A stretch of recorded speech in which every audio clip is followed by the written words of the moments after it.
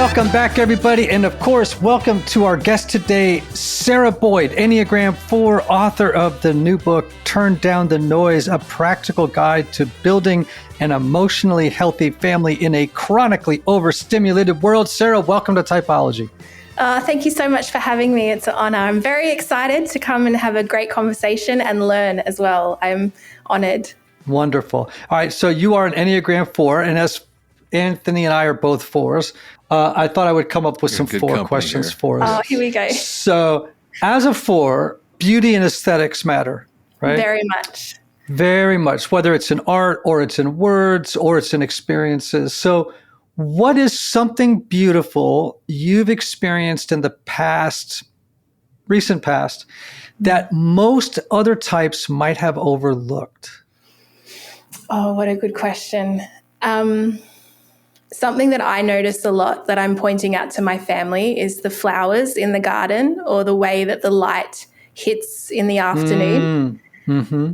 So I'm always drawing their attention to that. Yes, I'm all in for this. You're speaking all my language. I want to answer that question too. Yeah, I know you are. I want you to. What's your answer?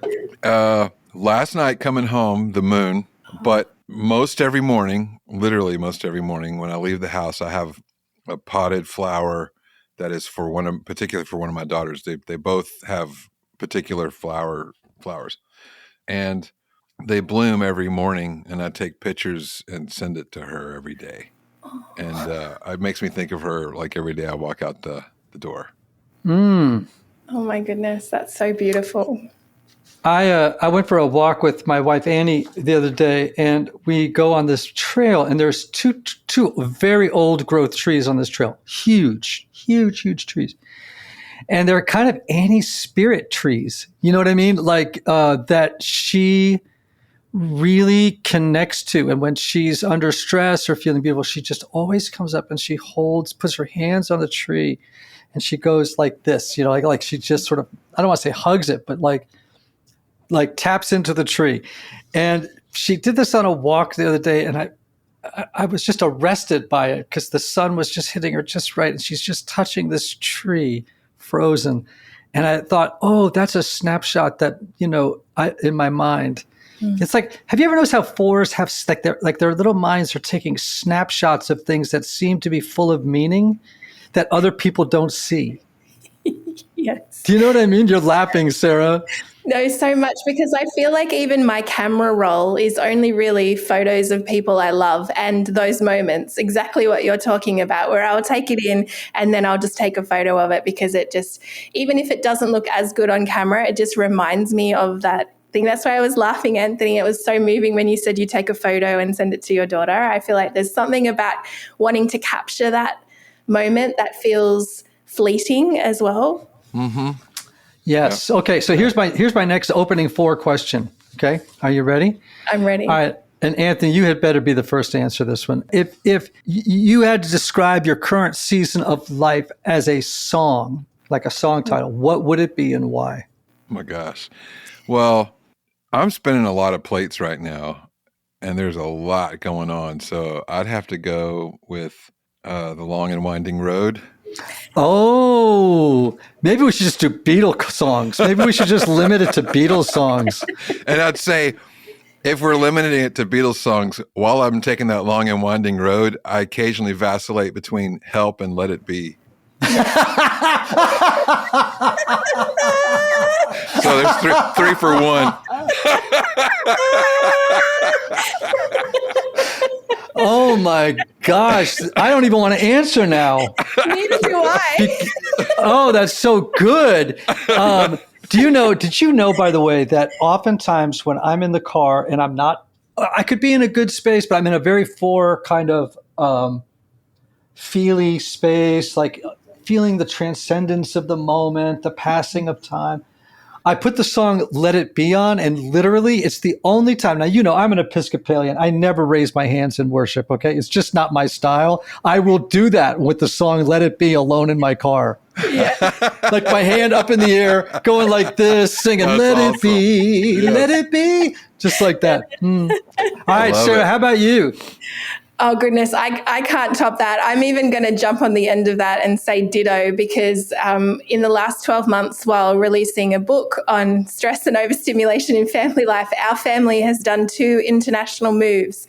So we've landed back in the States a week ago. So I'm going to take that as a tip of the Let It Be song because I feel like I need some of that energy at the moment.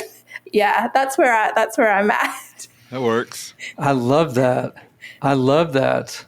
How about you? All right. Oh, gosh. I just love Let It Be and Help. I just love the fact that that is pretty much my whole life is ping-ponging between Help and Let It Be. Oh, my gosh. That's perfection. I don't, where am I at these days? For some reason, Bridge Over Troubled Water just feels like it's here. Ooh, that's good. You know what I'm saying? I feel like you're in a chill Bridge bumps. Over Troubled Waters phase. What do you got? Goosebumps? I gave me chill bumps. Yeah. Yeah. Yeah, that's a very 4 song too. It's got a lot of 4 energy in it. All right, well, now we got the 4 stuff off the table. got us going and going strong. You learned you were a 4 about 7 years ago, Sarah. When you learned you were a 4, what part of the 4 description made you feel seen, and what of the 4 description made you go, "Oh, I didn't really want to hear that." Oh, so many, so many things. Yeah. So I think I originally, when people would just talk about it before I did the test, I didn't think I was a 4 because it was described as creative, and I think at that time I wasn't sure if I would be termed creative.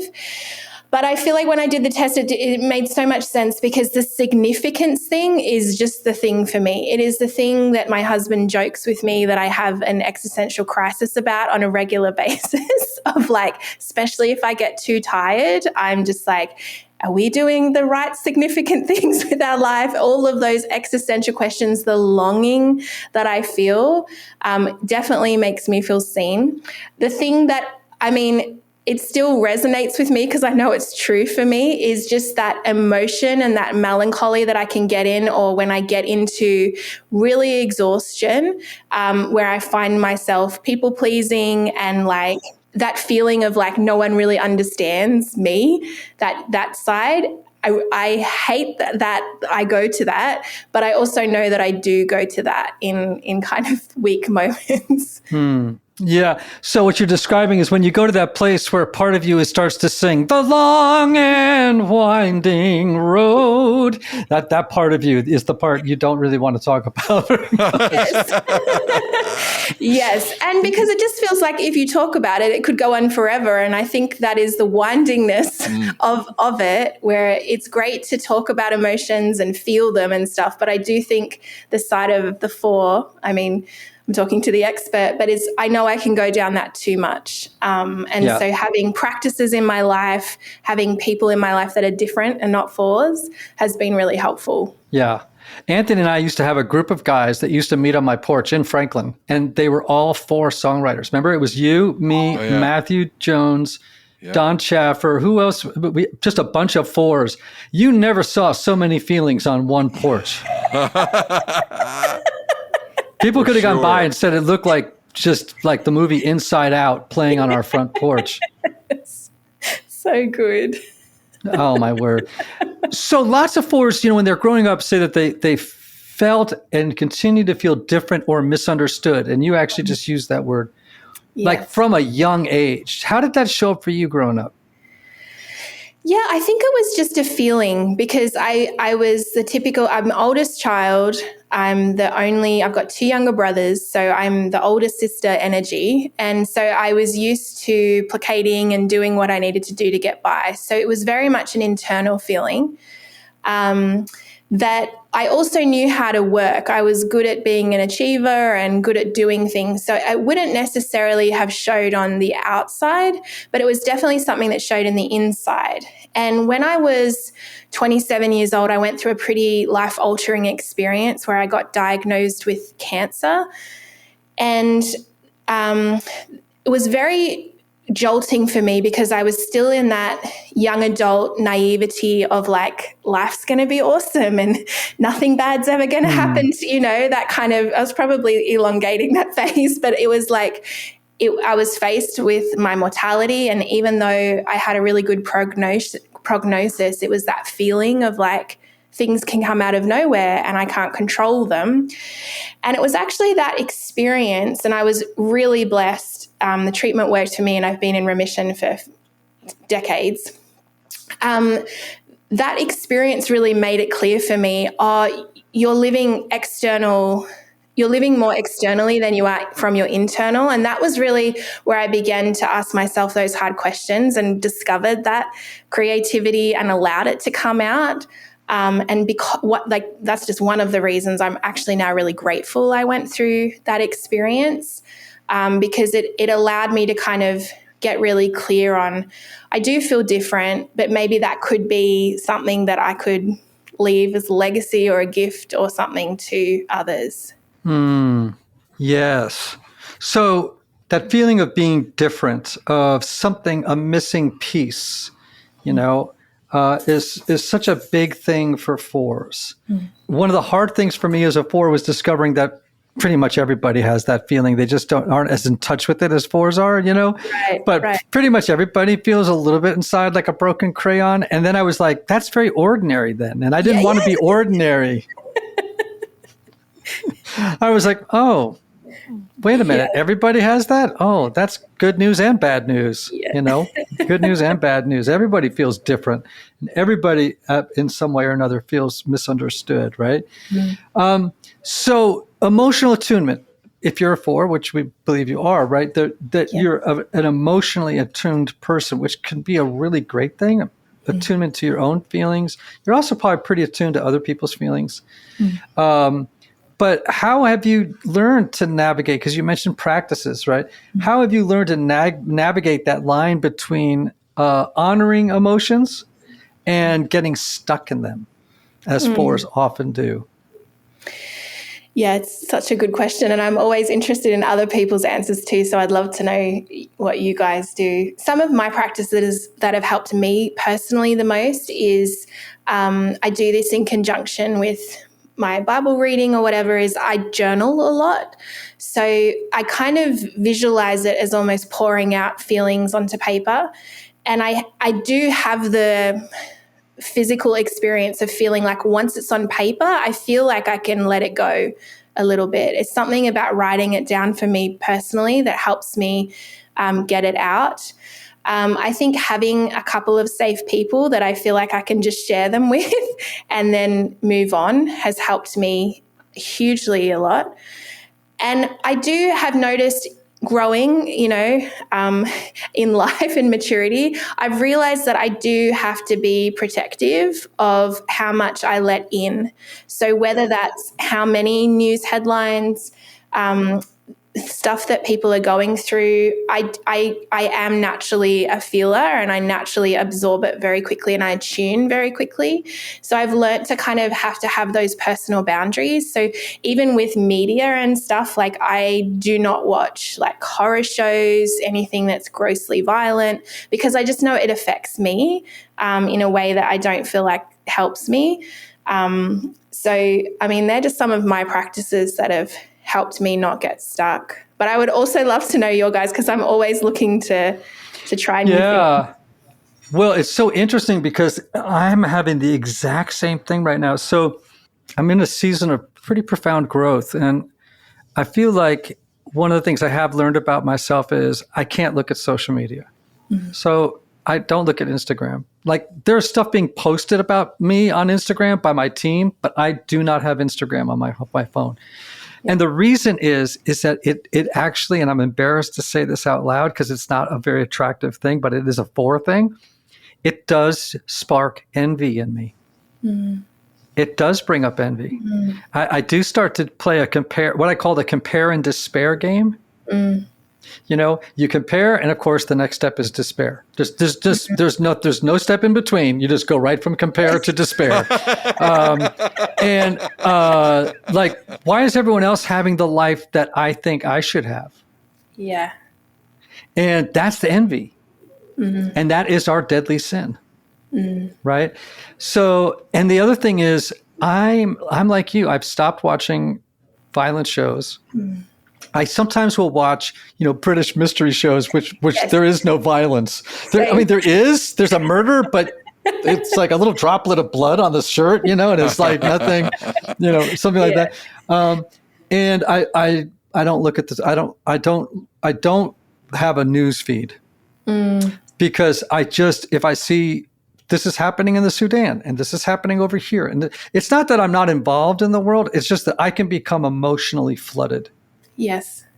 Right. Just flooded with, if I feel, despair, sadness, anxiety, it's just too much. And I don't think we're designed. I don't care what type you are. I don't think we're designed for the amount of stimuli that we face on a daily basis, anybody. But for fours, that emotional I just get overwrought. I can get overwrought. What about you, Anthony? Do you? Practices? Yeah. So you don't get stuck in emotions, right? Yeah. Well, I'd echo what you said. Like, I do have social media, but I don't scroll. I definitely don't scroll at night. I mean, it's mostly for me to post some things and then to engage. I don't. Right. I really try to not spend time on it. So that's more.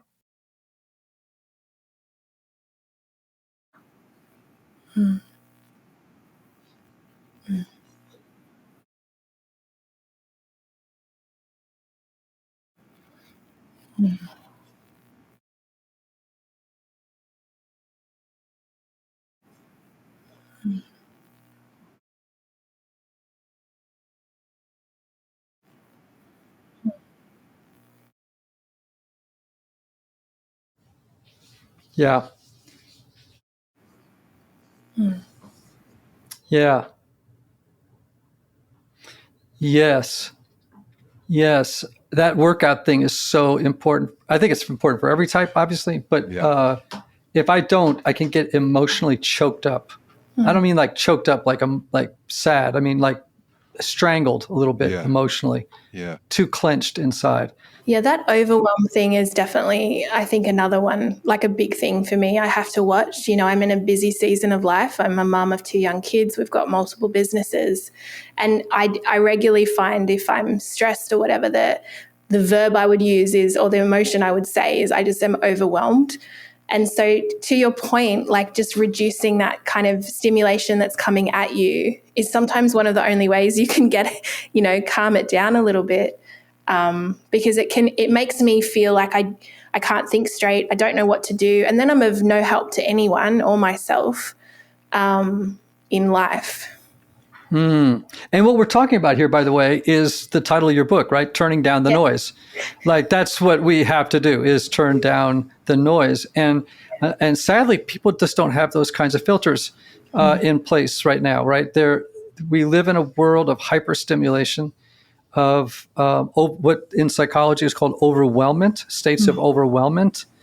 And it's too much for us to carry, and it's too much for us to carry. The other thing is, I also have to stay away from any, the other day, anything that sparks outrage, right? And there's everything online, every headline, every scroll, right, is like people outraged, and freaking out about something, yelling about something, and accusing somebody of something. It's just so much anger is out there.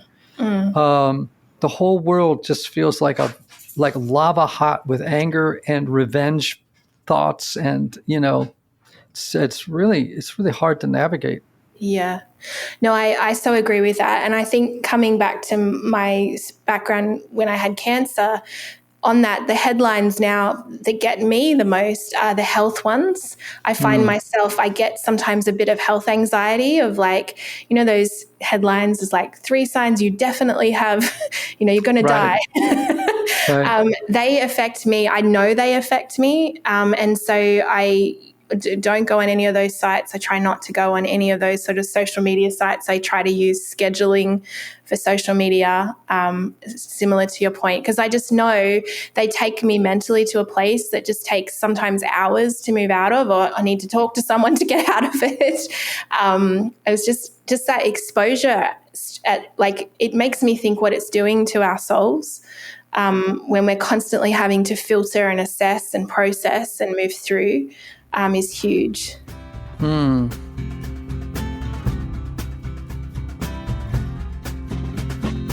Hey, typology listeners, like you, I strive to know myself better and become a more compassionate and self-aware person, both at home and at work. Now, by far, the Enneagram is the best tool I have found for helping me to realize that in my life. And while taking an Enneagram test to help figure out your type is a great starting point, many tests out there provide content that is difficult to digest on your own, not to mention the fact that many tests are poorly constructed. That's why I've worked hard for the past few years to create a quick and research-backed assessment that provides straightforward insights specific for your type, subtype, and wing, while also being easy to understand. Simply put, my new Typology Institute Enneagram Assessment offers incredibly useful information that you can use immediately to incorporate the genius of the Enneagram into every area of your life. And as a Typology listener, you can take 10% off your assessment when you enter the discount code Typology Podcast on the checkout page. Just visit typologyinstitute.com/assessments to get your results today. Ian, I'll give you a little tip that you need to check out. Oh, please. As a muso, go to YouTube and check out Dead Wax. Have you ever heard those guys? No. They're in that band Scary Pockets.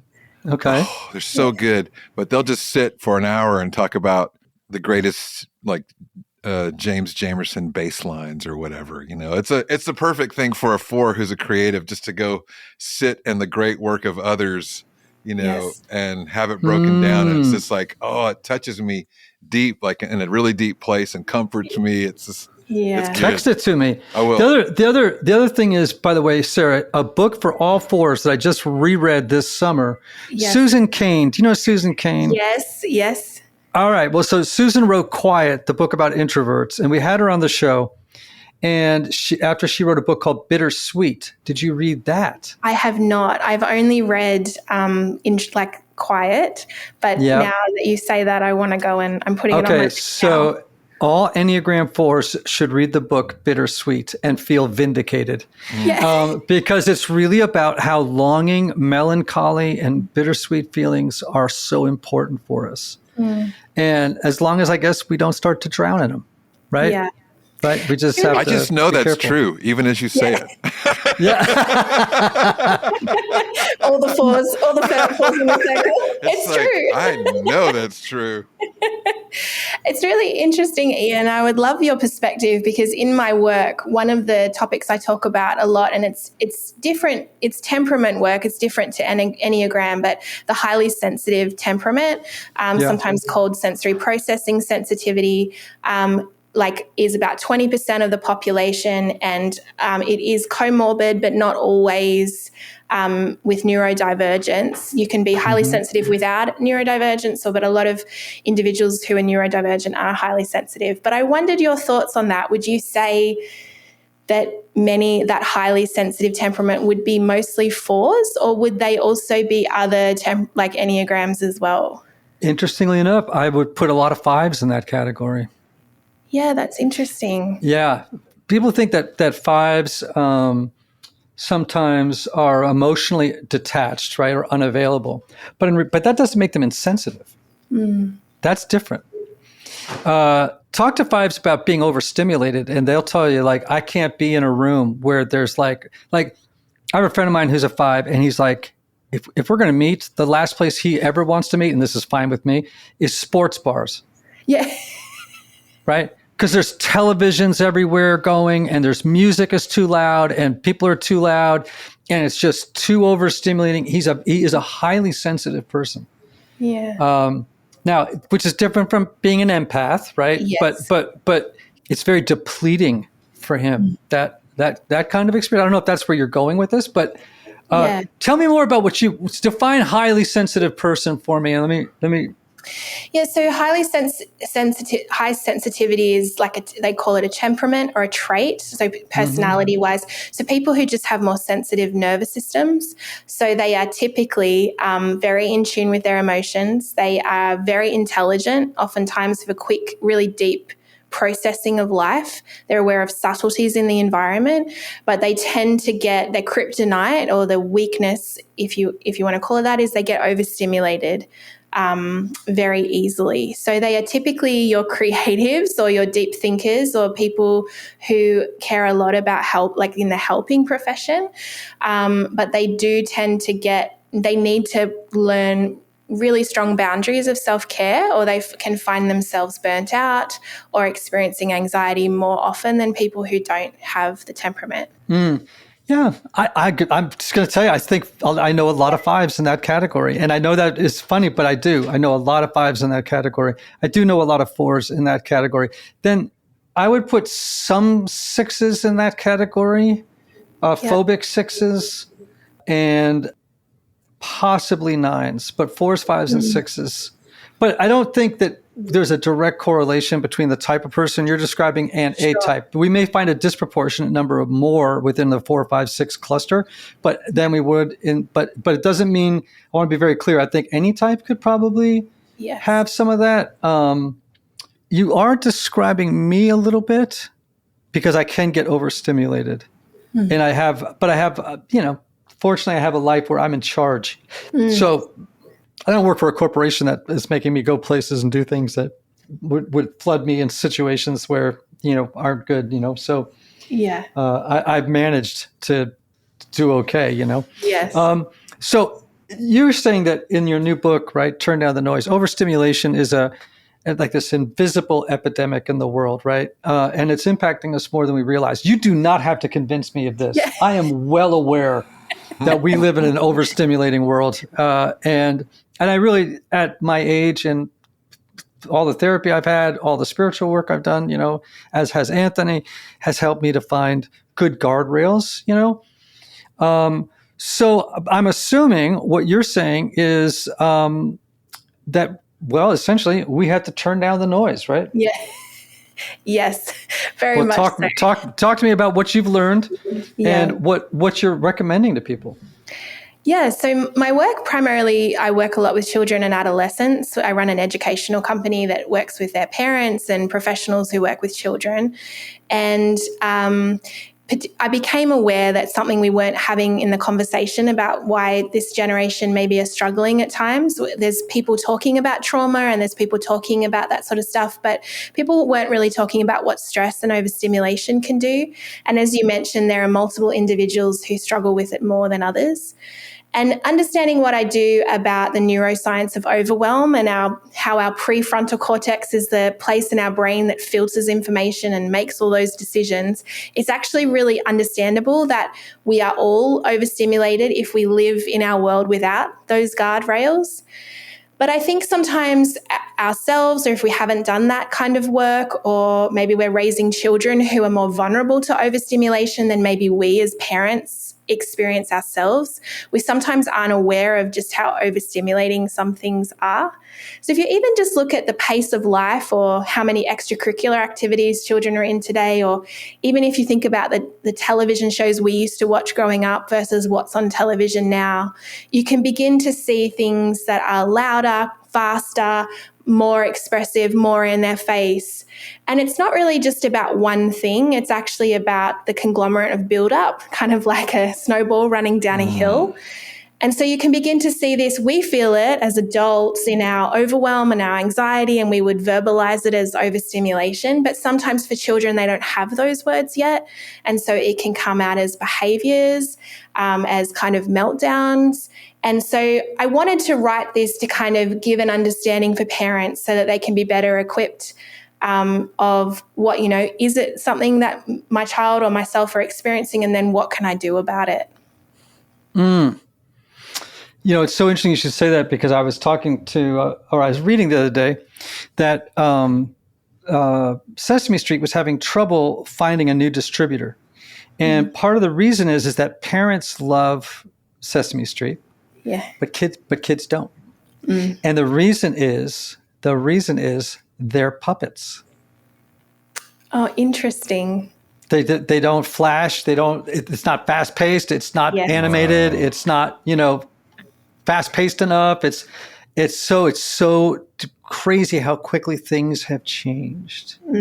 Right? It's just not stimulating to the degree that they're used to anymore. Right? It's slower paced. It's highly relational. It's calming. It's, and little kids are like, shiny, more, more, they're just like more music, more frenzy. So it was one of those sort of sad realizations that, and of course, so much of this is related to things like diet. It's related to things like kids and screens. Yes. And so how do parents, like my kids are older now, and they did not actually grow up with phones until, late adolescence, right? Pretty much. Like, how do parents navigate this world of overstimulation and protect their kids and to help them become more resilient versus anxious and vulnerable? Yeah. I mean, I think it's one of the main questions of the day, isn't it? Is how can we help them thrive? So if you're raising a child who's under 10, they're 10 years old, they're mostly under your kind of values and in your home. And so I would just say a few things to think about is the pace of your whole family's life. Is everyone thriving in that? Whether it's your work commitments or extracurricular or school commitments. Everyone has different temperaments. So people can thrive at different paces, but it's just asking, is our family thriving with our pace?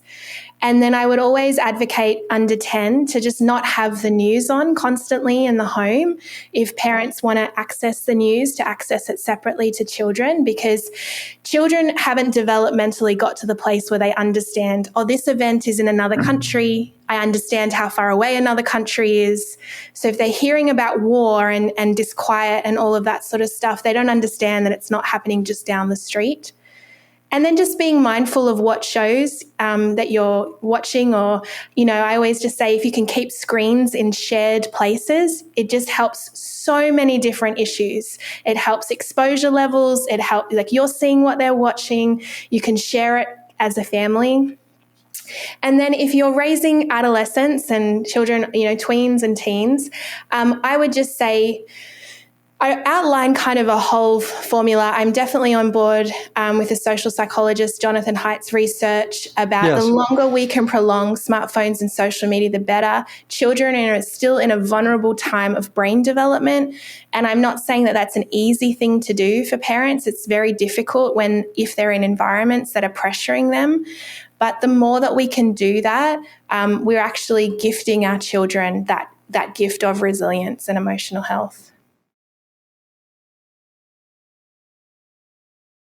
Yeah, I'm becoming increasingly concerned about, I'm going to say something that's going to sound, I don't know if I make opinions like this on the show, but, there are forces in the culture at play that are nefarious and are not looking out for anyone else's best interests except their own.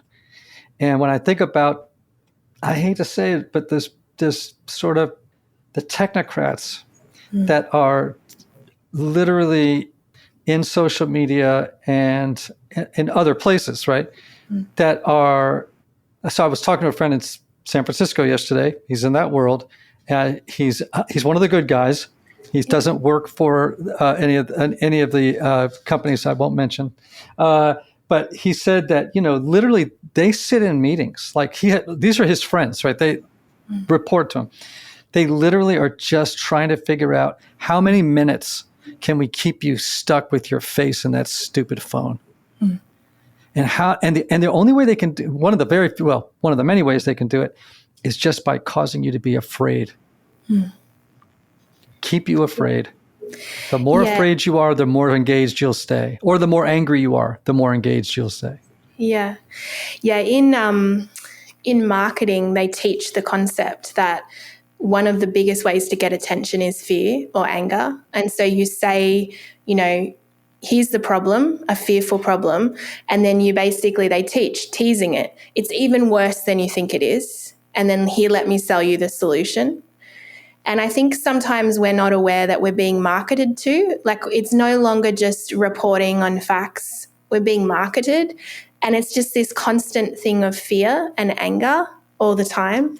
Yeah. And so because of the social pressure, I find that a lot of times parents of particularly teens feel a lot of pressure of like boundaries, and our family might do it differently.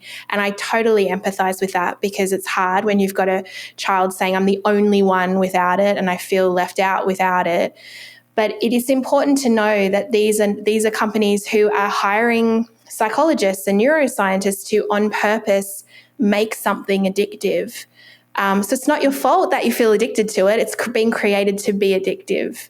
But the more we can have these conversations and kind of see the truth behind it, I hope it will empower people to make the right decision for their family and for their child. Yeah. Well, I agree with you that, we're not to blame if we become addicted to things that scientists and others with ill purpose have specifically designed to, worm its way into our brains, right? Yeah. But we are responsible if we allow it to happen and just collude with it. Yes. And that's where I'm at a point in my life where, like, I am not co-signing this bullshit anymore. Mm. You know what I mean? I'm sorry to use such frank language, but I am not co-signing that bullshit with my own life. Yeah. By being sucked into that rage and fear machine for purposes of quote unquote entertainment. What's entertaining about that? Like, I want to be focused on the beautiful and the true and the good. I don't know. I'm starting to preach here, but I really do feel like I'm pretty much tired of being used by marketers and people making just a crap ton of money on the backside of my emotional and mental well-being and spiritual well-being. No, I love that you're saying it, because I do think, especially as AI has entered the conversation and there's now, that's expanding very quickly, I think there's a huge amount of people who are saying, I think I'm out. And they're actually exactly what you're saying. I don't want to be a part of this anymore. I don't see how this is beneficial to my emotional, spiritual, physical health. And I actually want to work out how to communicate with people and do life differently. Because I think at the beginning when, all of the kind of social things were introduced, we didn't really know. It was just like, look at this cool thing. And we didn't know the downside of it. Now we've had enough time to see it. So when these new things come in, we're like a little bit more, hang on, this is not all as amazing as you make it out to be. So I actually love that people are having the conversation, because I come back to our original design. How do we thrive as human beings? How are we created to thrive? And it's not necessarily all this other stuff. It's definitely not fear and anger being thrown at us. We're actually supposed to be growing into maturity to grow into love, not into fear and anger and anxiety. Yeah. Yeah. I was talking to a friend the other day, and he said that he had his daughter's iPhone. She's 15. And he just looked at the number of hours she had spent yesterday on her phone. And she has spent 7 hours on TikTok. 7 hours on TikTok. And I said, well, that's where just so you know, that's where she's getting her spiritual formation from. Yeah. Frighteningly enough, right? And so we do have to take some bold moves, Sarah. And so give me some bold moves here. You talk about the neuroscience of kids' emotions and how to manage children's emotions. Talk to me about that. Yeah, so a lot of it comes down to a child's brain development. So if you simplify the brain, we've got our limbic emotional brain and our prefrontal cortex. The prefrontal cortex makes us the mature, healthy human being. It helps us to control our emotions, to hopefully, keep our anger in check when someone cuts us off in traffic, make good decisions. But the prefrontal cortex isn't fully developed at birth. In fact, it only reaches foundational maturity around 12 years old, and it doesn't reach final maturity until 25 years old. So that's why it's important for us to know it's developmentally normal for toddlers to have tantrums, for teens to backtalk, for teenagers to make decisions that you think, did you think about the consequences of this at all? And essentially our role as hopefully mature adults in their lives is to come alongside them and kind of be their prefrontal cortex for them until they're mature enough and slowly scaffold them into maturity. So when you're dealing with children's emotions, a lot of times it's just their response, their reaction. It's also a language that can show you as their parent or adult in their world how they're actually feeling. And so how we respond to their emotion helps us. I actually think it's an opportunity for spiritual formation and for discipleship of actually entering their space and teaching them about what it means to be human. Do you have a meditation practice? Yeah, I do. I actually use the app Lectio 365 at the moment. It's like a morning meditation and a just before bed. It's kind of like a prayer and a grounding thing. It helps me a lot actually, because I find, particularly if I don't have a wind down routine before bed and kind of meditation, I struggle to get to sleep quickly. So that's helped me a lot. Anthony, you have an app. I do have an app. I was going to say, Pete Gregg is a good friend of mine who created Lectio, but I have an app called Shema Way, which is it is a meditation app that walks you through the Shema, which is heart, soul, mind, and strength. So you starts with breathing and you move into heart, then you bring your heart to soul and heart and soul to mind, and then end with strength and breathing again. So, oh wow, okay, I need to check that out. Thank you for sharing that. Yeah, you know what? Speaking of apps, spiritual apps. So the other day, I just went on to and got the app Hallow, which is the Catholic kind of spirituality and prayer app. And there's a lot on there I really like. And I've been actually using it on my morning walk for actually listening to the Gospels being read. And I found it very lovely on a morning walk. And I have, my meditation practice, which is separate from that. But again, apps, here we are, we're talking about technology problems, and here we are, we're talking about apps. But this is different, right? I mean, technology, we can't throw all technology out the window, but because some of it is helpful and useful and good for us, right? Yeah. All right, everybody. So here's the book, Turn Down the Noise, A Practical Guide to Building an Emotionally Healthy Family in a Chronically Overstimulated World. Sarah, what other words of wisdom to close out, to families, parents, and just people looking for a regulated life, not an overstimulated life? Yeah, I would just encourage parents, families, individuals, we're as much as we don't want the truth, we are humans. We have limitations. We're not limitless. And as we learn to honor those limitations, we can actually live in health and fullness and maturity.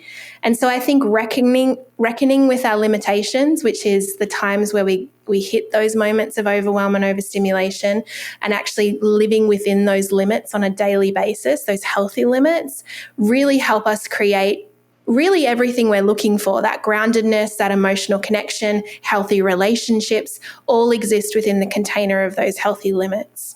So I would just encourage everyone to just begin to explore what that looks like for them. I go through a lot of boundaries and practices in the book that could be helpful. And really just to really the whole point is so that we can live a resilient, meaningful life. I love that. Sarah, I want to meet you. I want to hang out with you and your Enneagram 7 husband. That would be so much fun. And I want to encourage everybody to check out Alicia's new book, Turn Down the Noise. Oh, thank you. Anthony's got his guitar out, everybody. I figured, here comes the sun. Yes. There you go. Here comes the sun. And I say, it's all right. Oh, what a good end. So good. What a nice ending, Anthony. So good.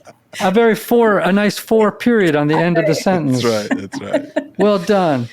All right, everybody, you know that we love you, and we do hope you have a life where it is filled with love, joy, peace, patience, kindness, goodness, faithfulness, gentleness, and self-control. We hope you have a life that is filled with all good things, and that you would see the presence of God in all people and in all things and in all matters. Have a wonderful, wonderful day. We'll see you next week.